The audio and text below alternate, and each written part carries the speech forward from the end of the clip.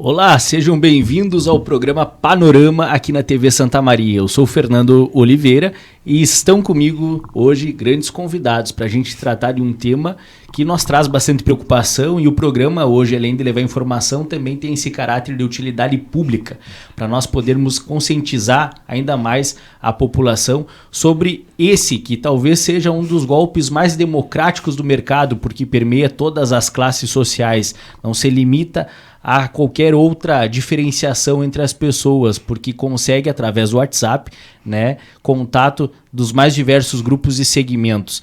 E possivelmente você já ouviu falar do golpe do falso advogado. Se não ouviu falar, a gente está aqui também para alertar você. E esperamos que, com toda certeza, você não tenha sido vítima desse que tem preocupado não só a advocacia, mas também as instituições, as autoridades policiais, porque tem se demonstrado um esquema de grande organização, e com toda certeza é o crime organizado aí também fazendo com que aqueles golpes que eram até então encontrados de forma presencial nas praças, nas saídas de bancos, hoje através das redes sociais, das plataformas digitais, possam também ter um novo grupo de pessoas para se fazerem cada vez mais próximo, buscando novas vítimas. E com toda certeza vamos explicar detalhe por detalhe com esses ilustres convidados, a quem eu aproveito para agradecer muito por terem aceito o convite da TV Santa Maria e de estarem aqui conosco.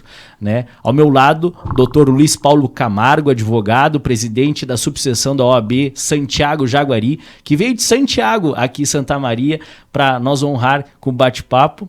À minha frente, a anfitriã da casa, a doutora Juliane Corbi, presidente da OAB Subseção Santa Maria, que também vai fazer com que esse bate-papo possa levar informação também aos profissionais advogados que são vítimas também desse golpe. E aqui conosco também o nosso querido delegado regional da 3ª Delegacia Regional de Polícia aqui de Santa Maria, delegado Sandro Weimers. A gente faz ao vivo aqui, então vamos lá. Seja bem-vindo, delegado, é um prazer ter a sua presença aqui, porque com toda certeza esses números têm chegado fortemente nas delegacias Rio Grande do Sul e Brasil afora. E vamos ser um pouco cavalheiros aqui, vamos começar com as damas. Seja bem-vinda, presidente, muito obrigado mais uma vez por ter aceito o nosso convite de estar aqui. E nós, do interior do estado, que estamos um pouco distante dos grandes centros, mas Santa Maria não é uma cidade tão pequena, Como que é entendido hoje pela advocacia local, e quais são as metodologias utilizadas para tentar levar essa informação, essa conscientização ao público, para que não sejam mais vítimas desse golpe do falso advogado? Seja bem-vinda. Perfeito. Boa tarde, então, a todos. Boa tarde aos ouvintes, e os telespectadores da TV Santa Maria também, que estão atentos a esse debate.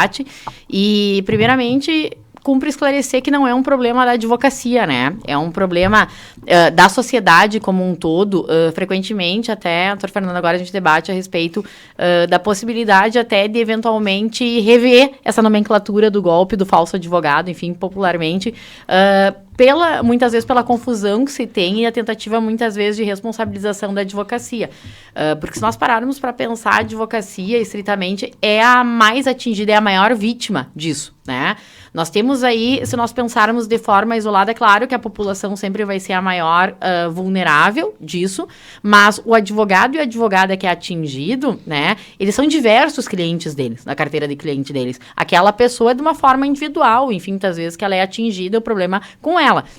Mas o advogado, a advogada acaba tendo que tratar, então, de diversos clientes, enfim. Isso acaba impedindo a advocacia, muitas vezes, de trabalhar, de ter nós, dirigentes de subseção, tanto eu quanto o doutor Luiz Paulo, com absoluta certeza, num volume, numa quantidade muito maior. Infelizmente, eu tenho que atender todos os dias, enquanto dirigente de ordem, uma série de colegas, né, que os clientes são vítimas e que eles são vítimas também pelo uso indevido, então, da imagem deles, da tentativa, né, de se fazer passar pelos colegas e eventual, enfim, primeiro, num senso, num espírito que sempre, constantemente, é atribuído à advocacia de solidariedade, então, de se compadecer e atuar em auxiliar os seus clientes, né, e tem que colocar que isso é tratado muitas vezes como um ato de gentileza da advocacia, porque você quer, às vezes, tem uma previsão, é um novo problema, é uma nova sistemática que não faz parte do processo, não é o processo que a advogada foi devidamente constituído, contratado,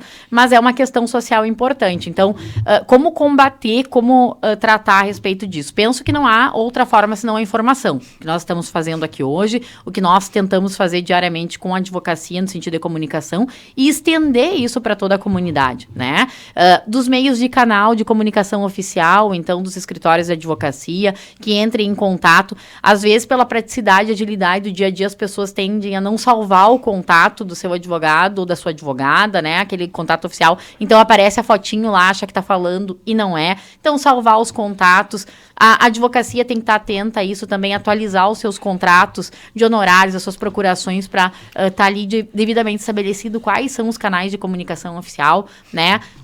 Levar a informação para a população de uma forma geral que os advogados, as advogadas não têm como praxe, não cobram honorários para liberação de qualquer tipo de valor ou, né, de repasse de valor, enfim, isso não costuma acontecer. O juiz, o promotor, não faz videochamada com a parte, né, isso não acontece, não é uma prática, enfim, não vai passar, ao invés de ligar para o advogado, no ato que seja solene e formal de uma audiência, não vai fazer uma videochamada para confirmar alguma coisa nesse sentido. Então, são orientações gerais, né, para que as pessoas saibam, se previnam, tomem as devidas medidas e não há também como a gente combater isso sem os devidos registros. Depois não vou entrar na parte que compete ao nosso delegado aqui, o doutor Sandro, mas nessa questão do registro, porque muitas vezes, eu acho que é importante falar, você pensa, mas está acontecendo tanto, o colega advogado, enfim, já é o 5º, 10º, 20º cliente que acaba, às vezes, parece que normalizando aquela conduta e, às vezes, se abstém de fazer o registro de ocorrência. E sem informação, sem o devido registro, não há como as autoridades policiais fazerem os cruzamentos dos dados, né, irem atrás dessa articulação, como tu colocaste, dessa cadeia profissional, né, extremamente articulada, essa indústria do crime que migrou para o meio digital e que hoje atua dessa forma. Então, trazer luzes para isso, olhar de uma forma atenta e, mais do que isso, trabalhar com informação é fundamental. Tanto na comunicação, da gente falar sobre isso, conscientizar as pessoas, como também nos eventuais casos que aconteçam, não só dos consumados, mas das tentativas também, né?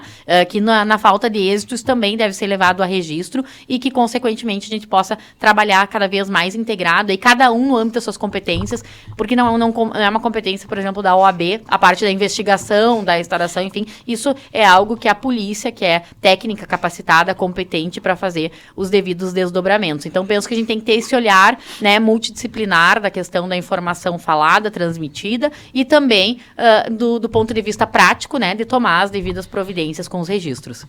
Doutor Luiz Paulo, o advogado, como mencionou a doutora Juliane, ele também é vítima, não é apenas o cliente, mas o cliente muitas vezes naquela ânsia da urgência, do retorno financeiro, daquela expectativa de ter o proveito econômico do seu processo, né, ele acaba ficando um pouco cego, né, e acaba se submetendo a passar informações, a passar PIX, né? Mas a gente sabe que o processo judicial não tem uma contrapartida financeira imediata dessas formas, o tribunal não entra em contato com o cliente, né? Mas nós traz bastante ainda angústia de vermos com que esses registros ocorrem todos os dias e muitas vezes os advogados acabam não reportando às autoridades policiais por achar que já está algo rotineiro, né? Qual é o papel hoje de convencimento da importância do registro que as subseções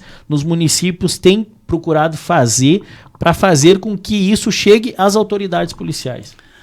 Boa tarde, doutor Fernando. Boa tarde, doutora Juliana. Boa tarde, doutor Sandro. É um prazer muito grande, doutor, estar aqui com essas autoridades, né, neste momento. Eu agradeço imensamente esta oportunidade em nome da subseção de Santiago. É um prazer estar representando aqui a advocacia, né, de Santiago Jaguari.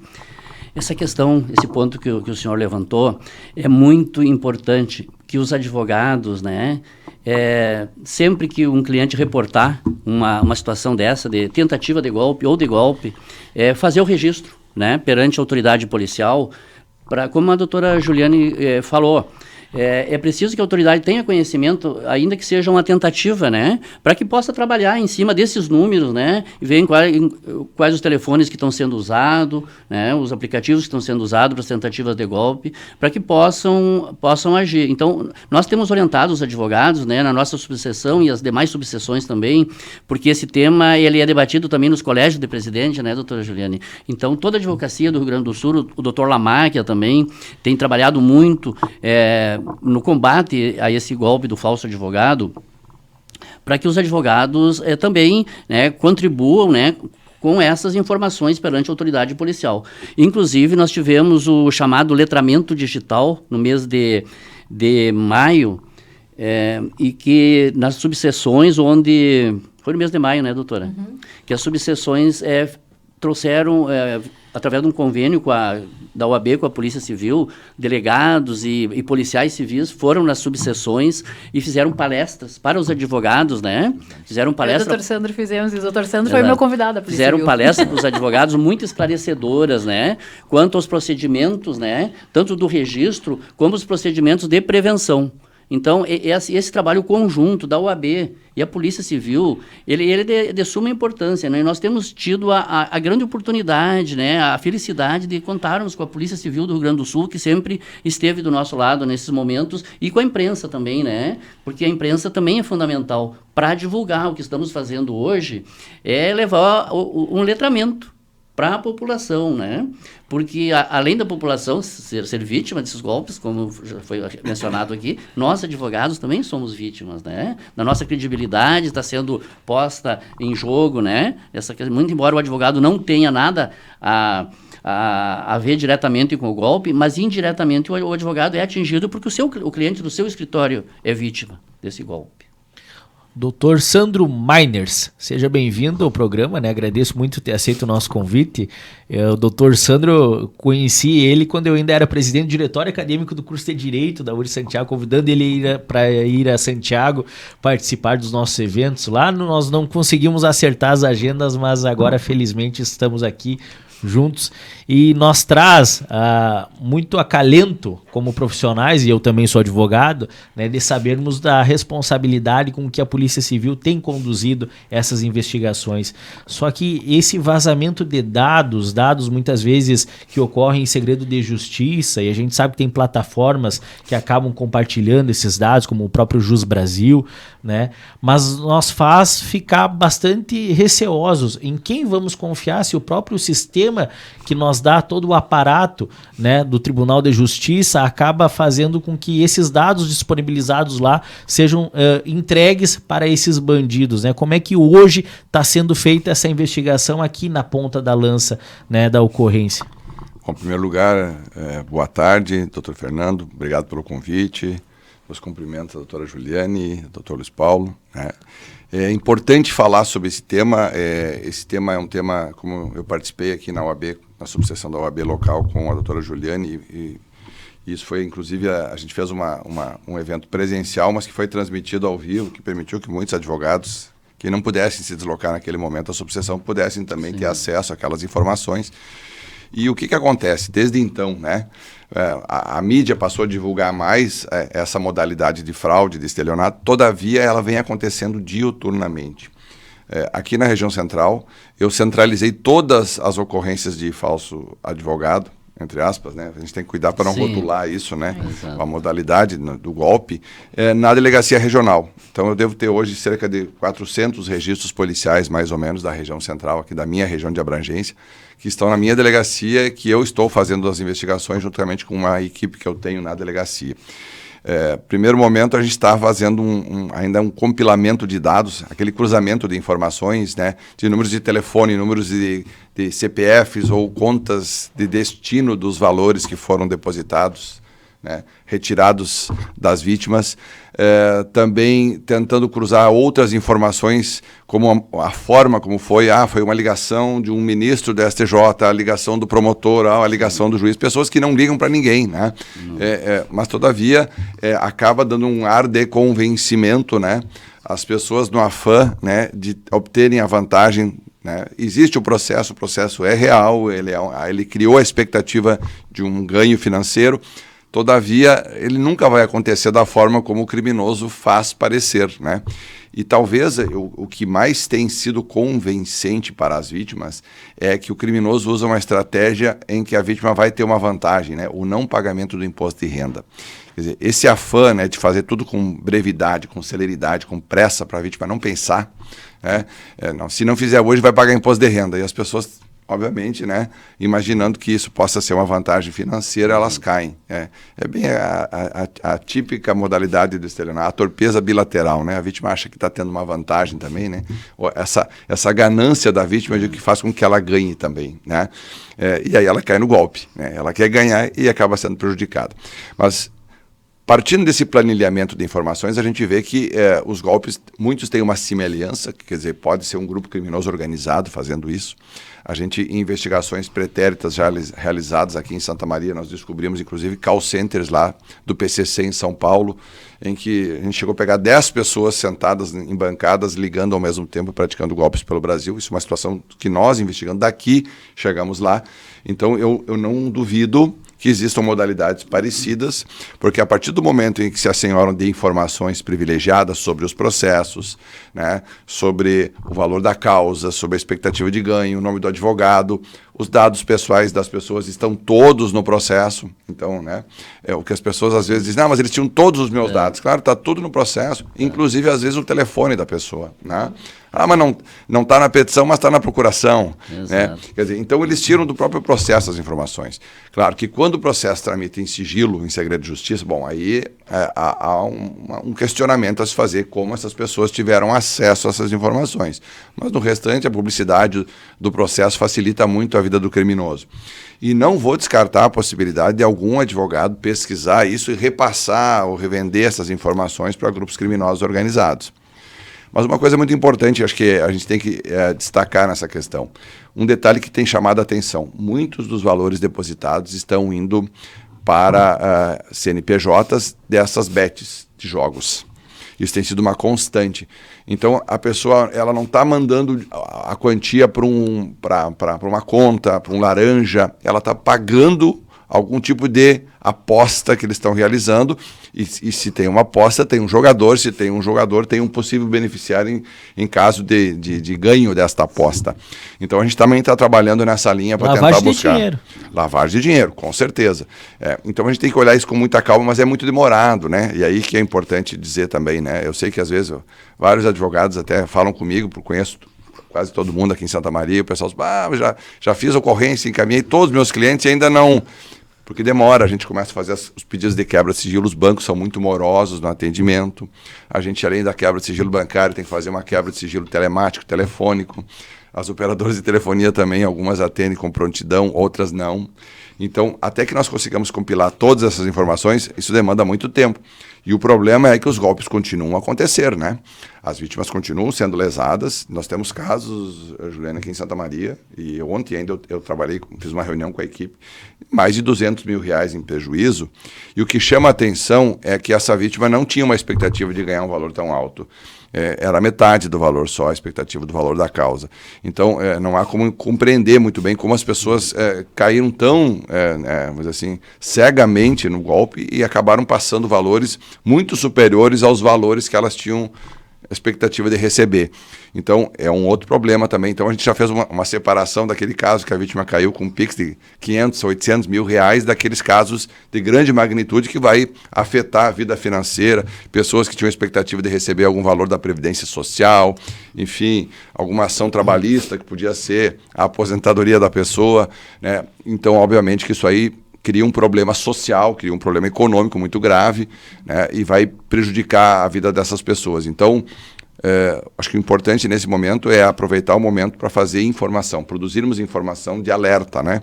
E eu acho, e aproveitando que vocês estão, os presidentes das subseções têm isso na mão, esse poder, de chamar mais a imprensa e continuar alertando, porque infelizmente, por mais que a gente faça trabalhos, a gente divulgue o trabalho policial, ainda assim as pessoas parece que não leem, parece que as pessoas não assistem TV, não vão para as redes sociais e continuam a cair em golpes, né? Tem gente passando o número da conta com senha, indo até a agência bancária sem conversar com ninguém no banco para poder habilitar, porque não tinha habilitado o aplicativo e aí precisava habilitar o telefone né?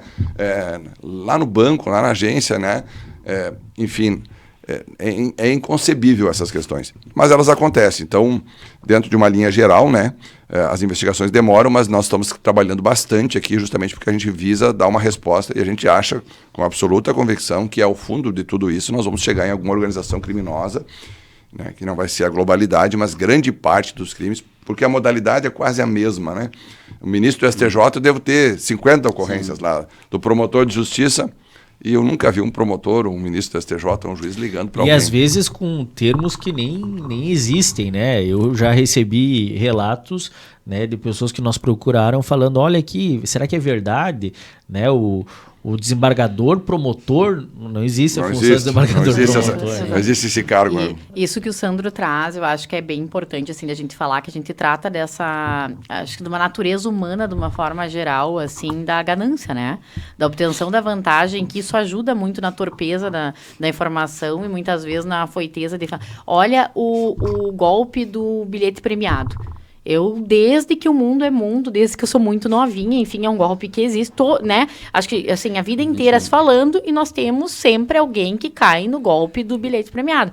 Então, acho que quando a gente trata dessa questão humana, muitas vezes, de obter vantagem, e hoje a gente está tratando da advocacia sendo a única classe, talvez a única que tenha, assim, dessa forma, a promessa, então, de uma vantagem financeira, de poder oportunizar isso, né? E as discussões são muito amplas, como o Dr. Luiz Paulo trouxe também a respeito disso. Nós, o nosso último colégio, não o último agora, o anterior, nós antecipamos o colégio, nós temos um dia a mais para tratar única e exclusivamente do debate dessa questão do golpe, para institucionalmente nós alinharmos posições. A gente debateu a questão da transparência, do sigilo dos processos judiciais, né, dos pedidos, inclusive, a respeito disso. E depois, quando, junto com a Polícia Civil, a tecnologia do tribunal, né, a TI do tribunal, enfim, ali trazendo as informações todas, que a gente descobriu que qualquer pessoa com um GOV acessa qualquer processo judicial, inclusive alguns em segredo de justiça, são questões muito mais complexas, então não precisa um advogado ter o acesso, enfim. Com o GOV, a TI já confirmou isso, com o GOV...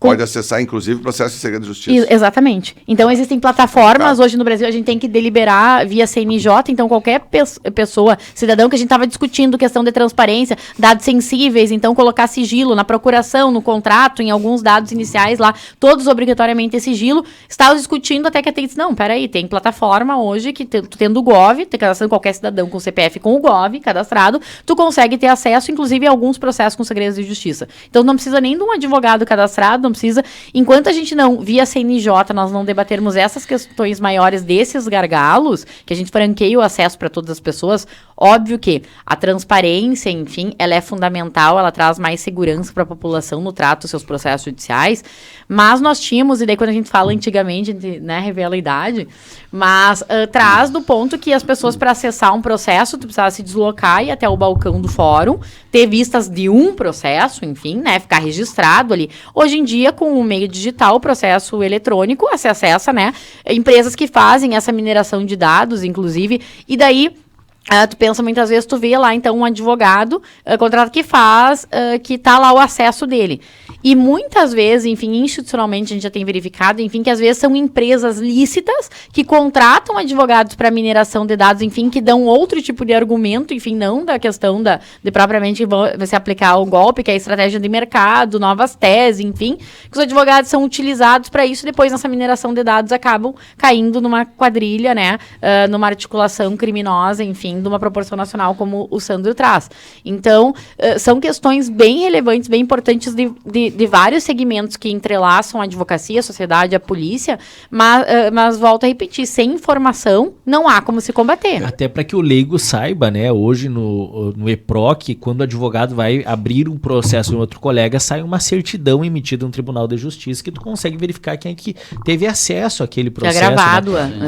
Autenticação ali do aplicativo. Não, e uma coisa interessante que a gente vê nos golpes assim, eles começam a ser seletivos, eles escolhem o advogado e depois eles começam a buscar os processos do advogado, então vários clientes do mesmo advogado começam a receber. Eles ficam insistindo, né? Contato. Uma semana, duas, ali, exatamente. Advogado, então, ou 2 ou 3, depois passam para outros, né? Quando aparecer a doutora Juliana, ele não vai aparecer um caso, vai aparecer 6, 7, 8, 10 casos, e depois eles vão migrando. É bem assim. Né? Então, na verdade, eles estão buscando muito pelo advogado. E recentemente a gente teve um contato com a Polícia Civil de São Paulo, em que eles andaram pegando algumas pessoas lá, e aí tinha lá uma relação de advogados aqui da nossa região que estava numa agenda de uma pessoa, de uma investigação. Quer dizer, a partir daí a gente está trabalhando agora para ver se isso cruza com as nossas investigações aqui, porque provavelmente eles selecionaram os advogados e aí passaram a buscar os processos deles em tramitação. Eu penso que essa questão do processo, da publicidade dos processos, né, ela precisa ser discutida melhor hoje, porque antigamente o processo físico, como a doutora Juliane falou, era limitado o acesso, né, ia no balcão. Hoje as pessoas têm acesso a milhares de processos, né? Colocam um robô... Todo o território nacional. Pra ter exatamente. Acesso. E, então, eu acho que é preciso discutir melhor isso aí, porque os processos estão muito vulneráveis, né? De qualquer parte do mundo, alguém pode acessar os nossos processos. E são dados sensíveis, né? Dados sensíveis, né? E eu acho que a gente tem que trazer luzes também e falar com a sociedade. Eu tenho me posicionado, assim, no Colégio de Presidentes e em todas as manifestações que eu faço, que é a responsabilidade dos tribunais também como guardiões dos dados. Não é a advocacia a responsabilidade, a advocacia não pode avocar para ela uma responsabilidade que é das polícias, né, da investigação, enfim, desse combate, porque, como eu disse, é uma das vítimas também, e tampouco não somos nós, os advogados de forma particular, guardiões desses dados que são entregues ao Poder Judiciário.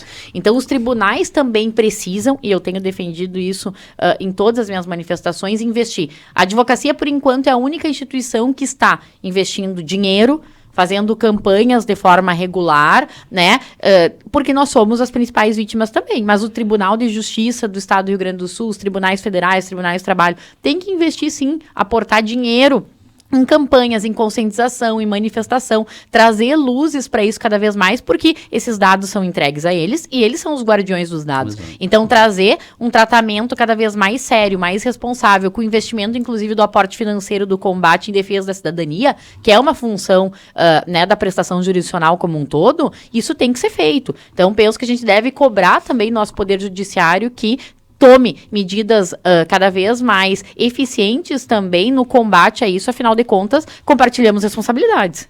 Com absoluta certeza. Até porque fica muito difícil não acreditar numa proposta, doutor Luiz Paulo, quando o contato te traz o teu nome, o teu CPF, os dados da pessoa com quem tu demanda, ou a instituição com quem tu demanda. Traz a foto do né? advogado também. A foto do teu advogado, o valor da causa, né? A petição inicial, que é lida pelos criminosos na hora de fazer o contato. O que é preciso é que as pessoas se atentem ao número, se aquele número, essa informação é muito importante que a gente passe, né, para a população, que se atentem se o número do telefone é o do seu advogado, porque é ali que está o segredo do golpe, o número não é outro. Mas aí a estratégia é sempre assim, ó, é alguém que trabalha no escritório, é o novo número do escritório, e as pessoas às vezes, e aí vou fazer uma coisa que eu falei aquele dia lá na subseção. Nós temos um problema. Muitos advogados perdem o contato com seus clientes. Eles não têm um canal de comunicação com seus clientes. Sim. Quem é o seu advogado? Eu não sei, não tenho mais o telefone dele, quer dizer, daí eles acabam acreditando em qualquer história que eles ouvem. Então, quando isso acontece, obviamente o cliente fica vulnerável e aí o uso indevido da imagem do escritório, do profissional também é afetado, né? Os advogados são muito afetados, porque agora já se normalizou um pouquinho, mas no início as pessoas chegavam na delegacia dando a entender que o advogado que elas constituíram era o autor de uma fraude que tinha lesado elas, até que elas entendiam o que estava acontecendo, pairava uma suspeição sobre a figura do advogado. E saber a dinâmica também dos processos, acho que é bem importante, a gente tem que falar, né, a respeito disso, do promotor não ligar, do juiz não, do ministro não ligar, de não ter ninguém do fórum que vai ligar para confirmar a tua identidade. Tu não vai ter que fazer reconhecimento facial para ninguém, tu não vai ter que instalar aplicativo de banco, e mais do que isso, não existe processo julgado em um dia, em uma semana, em um mês. Então, não tem como, aconteceu comigo, de forma particular, a gente ajuizou ações num dia, no outro dia os meus clientes estavam me ligando e tal, então ganhamos e tal, tem que depositar, não, né, a gente ajuizou ontem, não vai ter em um dia sair do resultado, então pegaram a partir do ajuizamento, daquelas informações do ajuizamento das ações e entraram em contato com os clientes. Então, essa questão da dinâmica processual, de como vai funcionar, né, a gente, e acho que as pessoas têm que se atentar a isso, a gente vive se queixando da morosidade do judiciário, da forma como se tem, né, hoje a gente, a advocacia mesmo se queixa muito da dificuldade, às vezes, que a gente tem de comunicação com alguns magistrados, imagina processos julgados em um dia e um juiz que liga para a parte para liberar dinheiro, isso é contrário à lógica, né, de toda a questão, então, acho que as pessoas têm que se atentar a isso. Ele é contrário para nós que somos do meio, que conhecemos a dinâmica, né. Exato. A população em geral, quando não orientada acerca da demora processual, porque a gente sabe que a demora processual é a normalidade, né? Exato. Então, a expectativa de receber não vai ser daqui a um mês, daqui a 60 dias, a expectativa é daqui a alguns anos, normalmente, né? Salvo quando houver um acordo, mas se houver um acordo, o advogado vai estar ali. E nenhum processo trata com urgência. Tem que ser hoje. Tem que ser hoje o depósito, né? Se for o caso, né? E não precisa ter dinheiro na conta para poder receber, porque é um dos requisitos, né? Tem que ter saldo na conta, senão o alvará não vai ingressar na conta. E aí as pessoas fazendo transações financeiras, pedindo dinheiro emprestado, empréstimos bancários, e acabam sendo lesadas. Nós temos orientado, através da imprensa, na nossa subseção, que as pessoas, quando receberem uma ligação ou uma chamada pelo WhatsApp, pedindo valores, que desligue imediatamente, interrompa aquele diálogo e entre em contato imediatamente com o seu advogado ou advogada, de preferência presencialmente. E não caiam nessa urgência que eles imprimem, né? Porque não é assim, se tiver que pagar algum valor, algumas custas no fórum, tem um prazo, então uma coisa não acontece assim. Não acontece dessa forma. E exatamente, o advogado ou a advogada vai ter essa questão de guia de custas para passar, tem essa informação sempre vai estar no processo também para a parte conferir depois, né? Vai fazer parte do processo como um todo. Então, essa comunicação ela é fundamental mesmo, de acontecer da conferência, de ter os números de comunicação oficial, e isso é um alerta importante para a advocacia, inclusive, que atualizem os seus contratos honorários, as suas procurações, que tenham qual que é uma forma de proteção também do advogado e da advogada, né, de estar ali, e inclusive tem orientado os colegas que muitas vezes acabam que a parte, né, às vezes não falta comunicação entre o cliente e o advogado, enfim, tá ali, mas às vezes as pessoas acabam, infelizmente, caindo no golpe, acontece isso, e às vezes as partes querem atribuir ao advogado para responder, tá, então agora tu vai lá e tu registra ocorrência, tu vai lá e tu vai entrar com uma ação indenizatória pra mim, enfim, e é importante falar que às vezes a advocacia se sente até mesmo acuada, mas o problema não foi gerado, não foi quem criou, então eu tenho orientado, inclusive, os colegas que nesse caso, que isso é um novo contrato de honorários, né, não tem problema nenhum atuar a respeito de resolver esse problema, enfim, se o cliente foi devidamente orientado, tem o advogado está resguardado, os canais de comunicação oficial estão nos seus contratos, enfim, e o cliente quer que ele resolva esse problema do golpe, não tem problema nenhum, mas o advogado tem que ser contratado para isso, né, para registrar a ocorrência, para entrar com a ação indenizatória num novo contrato de honorários. Isso não faz combo uma parte do processo que ele ingressou, enfim, que é algo à parte que acaba acontecendo, né. E às vezes o cliente ele não está como credor em nenhuma parte do processo e ele recebe uma ligação e procura o advogado feliz da vida. Exato. É o cliente que é réu, né, que é devedor e que daí ligam porque ele vai receber um valor. Eu só queria, como assim, né? Mas acho que tem mais uma coisa importante a gente acrescentar. O que fazer depois que eu caí no golpe? né? Eu acho que aí é uma coisa importante, porque as pessoas muitas vezes elas não sabem o que fazer logo depois do golpe, fica aquele estado de choque, se sentindo, vamos dizer assim, um pouco idiotas, né? Porque caíram num golpe quando vem que foi uma coisa, vamos dizer assim... Fica até com vergonha, né? Exatamente. Né? O sentimento de vergonha ele é muito comum nesse momento. Comum. Mas se as pessoas tomarem uma providência rápida, às vezes é possível bloquear o dinheiro ainda. E isso é uma coisa que eu gosto de dizer e tenho dito onde eu tenho passado. Desde de fevereiro desse ano, o Banco Central disponibilizou um mecanismo chamado MED 2.0, Mecanismo Especial de Devolução do PIX, porque a imensa maioria das operações, das transações é via PIX. Porque essa celeridade das transações via PIX que facilita o nosso dia a dia, facilita também o êxito do golpista, né? Quando isso acontecer, a pessoa tem que imediatamente, se apercebeu que foi lesado, antes até de fazer o registro de ocorrência policial, entrar no aplicativo do banco e fazer ali já a denúncia dessa operação, dessa transação que foi feita, porque denunciando essa transação, o banco tem a possibilidade de startar esse processo via Banco Central, e o Banco Central hoje está fazendo um processo de bloqueio em até 5 camadas. O que seria isso? Ele vai bloqueando até 5 contas, porque o que a gente tem visto na imensa maioria dos casos, o dinheiro ingressa numa conta e instantes depois, minutos depois, ele é repassado a outra ou outras contas, né? Quando não é para uma só, ele é pulverizado em várias contas bancárias. E esse MED ele permite até 5. Então, se aquele dinheiro for repassando de contas em contas e for feito rápido a comunicação, ainda tem como bloquear esse valor, porque aí quando nós formos pedir lá um sequestro de valores em determinada conta bancária, esse valor vai estar bloqueado lá e vai ter uma garantia que, se não de forma rápida, mas um dia a vítima vai ter o seu dinheiro devolvido. Então, essa é uma das primeiras situações. A segunda é fazer o registro de ocorrência e, antes de mais nada, printar todo e qualquer diálogo que foi entabulado. Porque o que a gente tem visto? Quando o criminoso se apercebe que a vítima percebeu, está suspeitando alguma coisa, ele apaga todas as mensagens que enviou, todos os áudios que ele enviou, porque aí, obviamente, se a gente pegar a voz dele, daqui a pouco eu posso fazer uma perícia de voz no futuro, caso eu chegue nele, eles vão apagando tudo. Então é importante printar essas questões, né? É fundamental.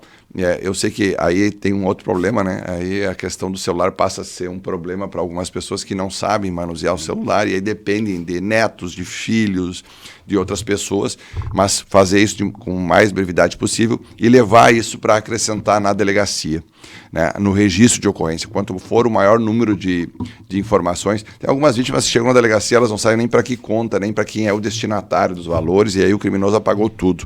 Então aí, obviamente que o processo de investigação ele passa a ser mais moroso ainda, né? Porque eu tenho primeiro a ter acesso a informações da conta da vítima para depois poder, né? Então, quando a vítima traz isso tudo pronto, a gente consegue ter uma dinâmica muito mais rápida, né? Muito mais célere. E ainda que não tenha o prejuízo financeiro, não foi consumado, né? É tão importante quanto fazer o registro de ocorrência. Claro, a tentativa também, porque muitas pessoas, e algumas não caem por detalhe, né? Ou porque naquele momento o criminoso queria um valor e ele tinha um valor pequeno na conta, enfim, e aí ele foi resolver pedir para o genro, para o neto, para a filha, e aí alguém disse, mas tem certeza que é o teu advogado? Bom, e aí, obviamente, o criminoso já se apercebendo dessas questões, ele às vezes ele rompe o canal de comunicação. Então, o registro da tentativa também é importante, porque ali tem um manancial de informações que vão permitir o cruzamento com outras questões. Isso são golpes que são dados em série, né? Por isso que eu digo, se nós voltarmos aí e a gente achar lá no final, em algum momento, uma central, um call center fazendo isso, a gente tem a potencialidade de, em desmantelando um grupo criminoso, ter centenas ou até milhares de vítimas de um golpe desses. E em escala muito menor tem o golpe também do falso cliente, onde o cliente ele procura escritórios especialmente da área previdenciária e trabalhista, né, buscando assessoria jurídica para processos que envolvem muitas pessoas, de fábricas, e daí para que esse tenha essa reunião com esse público, é preciso com que o advogado deposite um valor X na conta de algum deles para que eles possam organizar essas reuniões. O pessoal de Horizontina, né, em função da John Deere, muitas pessoas foram vítimas, né, muitos colegas advogados foram vítimas desse processo. É impressionante a engenhosidade, a criatividade das pessoas, Exato, né? E se atentar a isso também, que hoje, com o uso da IA, né, acho que das dinâmicas do golpe, enfim, que são extremamente sofisticadas muitas vezes, que nós temos muitas vezes uma certa dificuldade no dia a dia hoje de qualquer vídeo, qualquer mensagem, qualquer imagem, de identificar às vezes se é real ou se não é, e daí a gente tem que não só daquela imagem primária, mas de um senso lógico, da viabilidade, às vezes exige pesquisa, tu olhar. Hoje nada mais é confiável, né? Um vídeo, uma imagem, enfim, nada. E da mesma forma, os golpes. Então, o uso das imagens, são capazes de fazer uma videochamada com a imagem, o rosto da pessoa. São capazes de usar a voz da pessoa, né? Os meus pais receberam uma ligação de alguém, enfim, como se eu tivesse sido sequestrada, né, e o pedido de socorro e tal, meu pai disse, não era porque alguém gritava, porque teve um determinado momento que falava calma, alguém utilizou, claro, eu frequentemente estou, né, a minha voz aí, entrevista, entrar no meu perfil, enfim, vai ter algo, e que possivelmente, né, alguém tenha utilizar, e ligaram pedindo, então, o resgate, né, que eu havia sido sequestrada, ligaram à noite para os meus pais, enfim. A minha mãe começou a chorar e tal, pegou o telefone pro meu pai e tal, passou o telefone pro meu pai.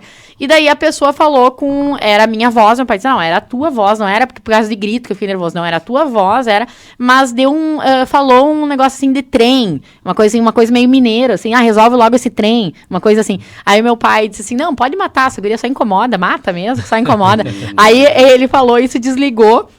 E a minha mãe tá louco, não sei o que, vão matar ela. E eles, não, é golpe. Ela usou um termo que ela não usaria no dia a dia, não é uma fala dela, não é alguém que tá usando. Mas a maioria das pessoas não presta atenção nem no sotaque, nem no vocabulário utilizado. Exato. Então fica muito mais fácil aplicar o golpe, né? Exato, e no nervosismo, às vezes é alguém gritando, chorando, mãe, me socorre, pai. Só de escutar mãe e pai, às vezes no subconsciente já puxa, né? Mas mais do que isso, é tão articulado que às vezes tem de fato, é uma videochamada com a imagem da pessoa, com a voz da pessoa. Então, nem nisso dá para confiar, né? Então, se certificar, se qualquer valor certificar, conferir, tentar ir presencialmente, fazer essa dupla checagem. E nós não temos ainda essa questão da IA ainda nessas ligações que eles estão fazendo, mas quando eles começarem a usar a IA e botar a imagem do ministro, ou do juiz conhecido na cidade, alguma coisa assim, obviamente que o grau, né, de êxito dessa empreitada criminosa vai aumentar muito, né? Mas observar como é feita a abordagem é muito importante. Eu tenho uma cliente que ela recebeu a mensagem dos golpistas, só que chamaram ela, o nome dela não é Maria, mas eu vou citar, né? Chamaram, oi Maria, tudo bem, como é que está? Ganhamos o teu processo, a atuação, né? Conseguimos êxito e precisamos conversar contigo, fazer uma chamada de vídeo aí. E ela disse que conversou com o marido dela, mas isso aqui deve ser golpe, porque o doutor Luiz Paulo não me chama, não fala comigo dessa forma, você diz Dona Maria. E aí ele disse, não, mas vamos ver o telefone. Aí, não é o telefone dele. Se antenaram pela abordagem. Pela abordagem, né? Tem que observar exatamente como é que o advogado, né, chama o cliente. Com certeza.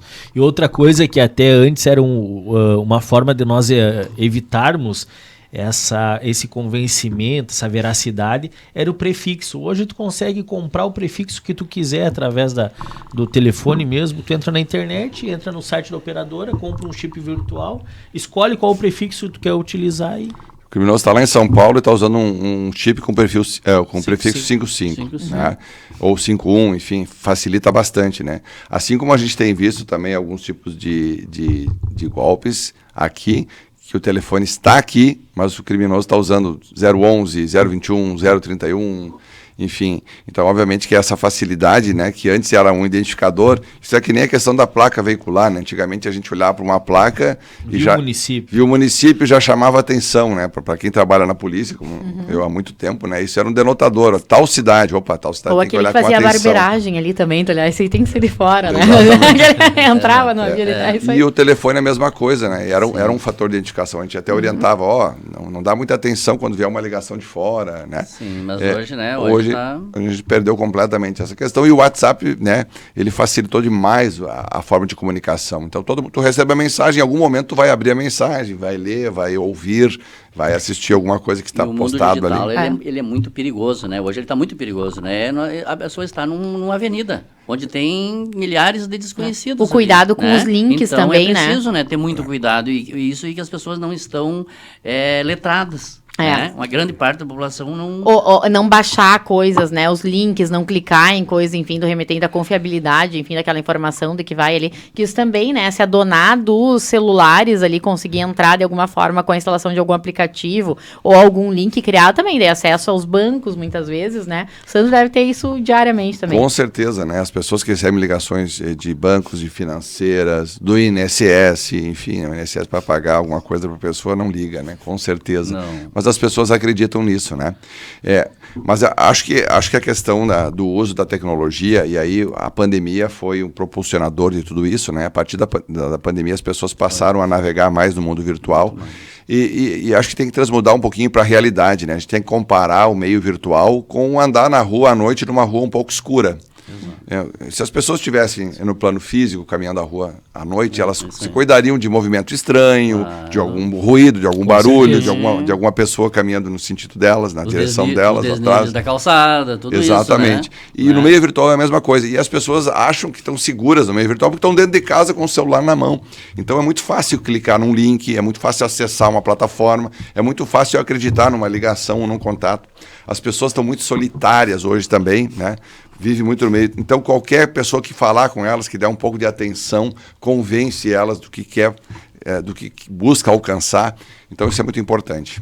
E agora, encaminhando para o final, Dr. Luiz Paulo, o que nós devemos falar para os nossos colegas? Para os colegas advogados, em geral? Sim. Temos que deixar essa mensagem, né? Que os colegas confiem nas autoridades policiais, né?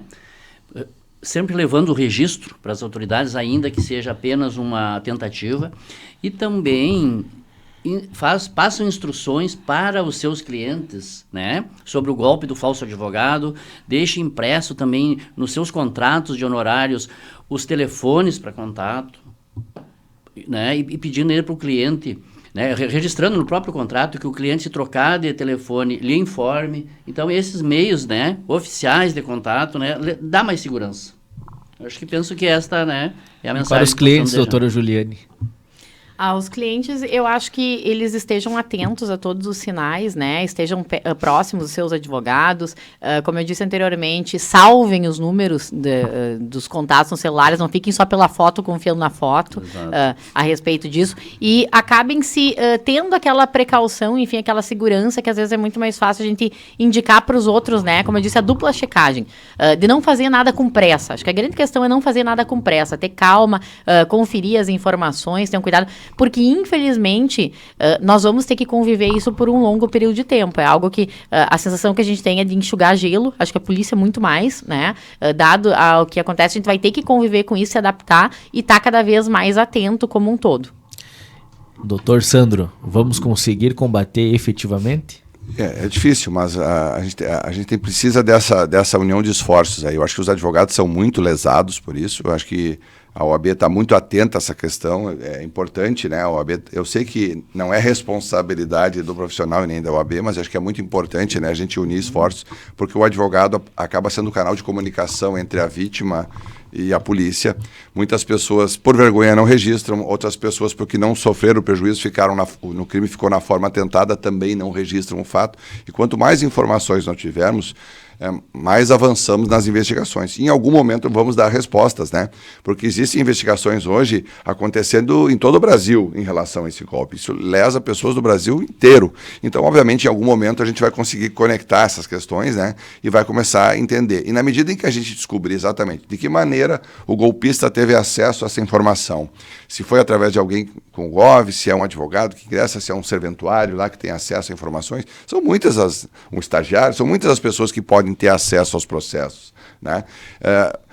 Obviamente que isso é importante, né, para a gente descobrir e até para que depois a OAB possa cobrar o Poder Judiciário, né?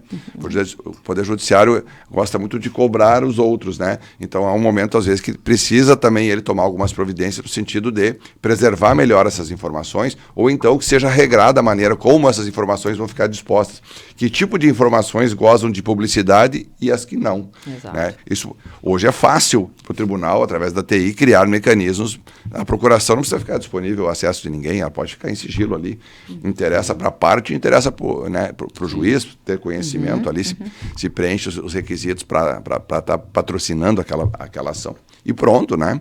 Então é importante essa questão também.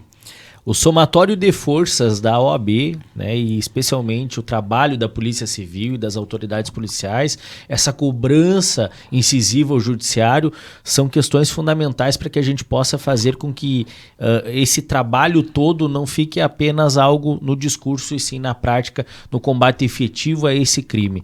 A você em casa fica o nosso alerta. Advogado não vai pedir dinheiro, promotor não vai te ligar pedindo Pix, muito menos o juiz, né? E se caso chegar isso até você, faça com toda certeza o registro de ocorrência policial. Inclusive você, colega advogado que também nos acompanha, não desista de fazer o registro. É importantíssimo, ainda que não tenha tido a consumação desse crime. Muito obrigado, doutor Luiz Paulo, doutor Sandro e doutora Juliane, né? Se quiserem fazer as considerações finais, fiquem à vontade. Só posso agregar uma informação. Às vezes as pessoas dizem, eu não tenho tempo de ir na delegacia. Eu esqueci de falar isso. Delegacia online, eu posso fazer pela internet, eu posso anexar as informações, então facilita muito essa questão e a pessoa só vai ser chamada para a delegacia o dia que ela tiver que dar um depoimento.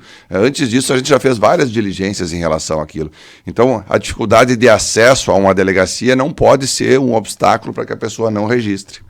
Muito obrigado, doutora Juliane, muito obrigado e que espero que logo, logo possamos ter mais encontros como esse. Com certeza, fico à disposição da TV Santa Maria como um todo e agradecer por trazer um tema tão importante para a advocacia e para a sociedade, algo muito complexo que precisa dessa força conjunta do enfrentamento, né? OAB, Poder Judiciário, polícias, imprensa, acho que todos irmanados na busca da informação de qualidade e eficiência.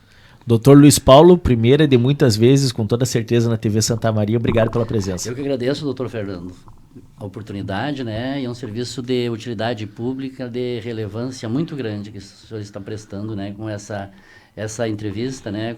Com esses nobres convidados, a doutora Juliane, né? O doutor Sandro. Muito obrigado pela parceria aí deste momento. Doutor Sandro, mais uma vez, muito obrigado. O senhor que já é prata da casa aqui da TV Santa Maria. Com certeza, é importante a gente estar aqui discutindo esses assuntos. Eu acho que através da imprensa que a gente chega na população, a gente passa, a gente orienta e é importante ser transparente, né, nessa questão, né? Mostrar também o nosso lado, né, o que a gente está encontrando de dificuldades para as pessoas saberem o que elas precisam fazer para nos auxiliar nisso. Então, sempre à disposição, à tua disposição, à disposição da TV Santa Maria. A TV Santa Maria agradece a tua audiência e o programa Panorama logo, logo volta com assuntos importantes para a gente fazer esse debate com pessoas que entendem e com você, principalmente, que está nos assistindo. Muito obrigado.